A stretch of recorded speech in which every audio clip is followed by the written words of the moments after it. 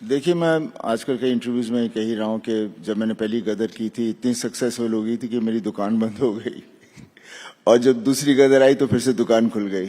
तो उसके बाद फिर then I have had lots and lots of offers and Mythri movies वाले आए थे, उन्होंने मुझे एक दफा पहले एयरपोर्ट पे भी मिले थे and they wanted to sign me, और जैसे पिक्चर हिट हुई दे केम एंड वहाँ से फिर बात आगे बढ़ गई एंड जाट की कहानी वो लेकर आए और वहाँ से it's not a remake of any film because it's original subject by the director Gopi Chand and जैसे आपने किसी ने सबने देखा होगा ट्रेलर, तो जैसा ट्रेलर है वैसी फिल्म है, वो एकदम दमदार, एकदम वही अंदाज है जो सनी देओल जिसके लिए जाने जाते हैं। हाँ, जो लोग पसंद करते हैं और जो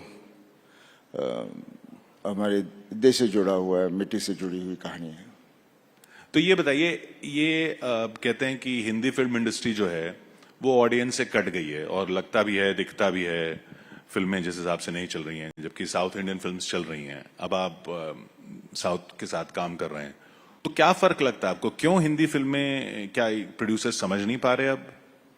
नहीं, क्या होता है कि हर चीज का एक तरह से एक सीजन सा चलता है। जब एक तरह का सिनेमा बहुत चलता है, फिर जब वो उस पर ज्यादा ही वो लोग उस तरह के सिनेमा बनाने लग जाते हैं तो फिर लोग भी तंग आ जाते हैं। और इसके अलावा हम जो हिंदी में बना भी रहे थे वो बेसिकली हमारी सोसाइटी और जो हमारे व्यूअर्स हैं, विच आर मोर देन 99% जो हमारे व्यूअर्स हैं, वो उसे आइडेंटिफाई नहीं कर पा रहे थे। इसलिए साउथ की फिल्मों को हम लोग रीमेक करते थे या उनको डब करके यहाँ लगती थी और वो ऑडियंस को उनकी भूख जो थी उन्हें वहाँ पर फुल सेटिस्फैक्शन मिल रही थी।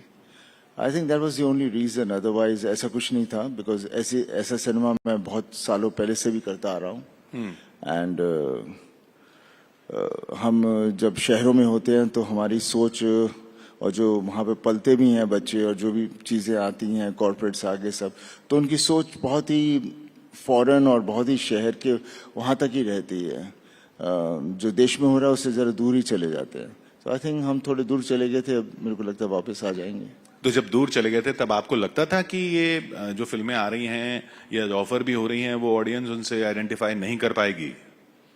नहीं, खैर जैसे मैंने कहा, गदर टूट के पास मेरे पास ज्यादा ढेर सारे ऑफर्स हैं। उसके पहले ऐसी फिल्में आ ही नहीं रही थी और गदर भी जब हम कर रहे थे तो काफी हमारे इंडस्ट्री के अंदर तो यही था कि बहुत पुरानी चीज है, ये कहाँ ओल्ड स्कूल है, ये वो वगैरह था।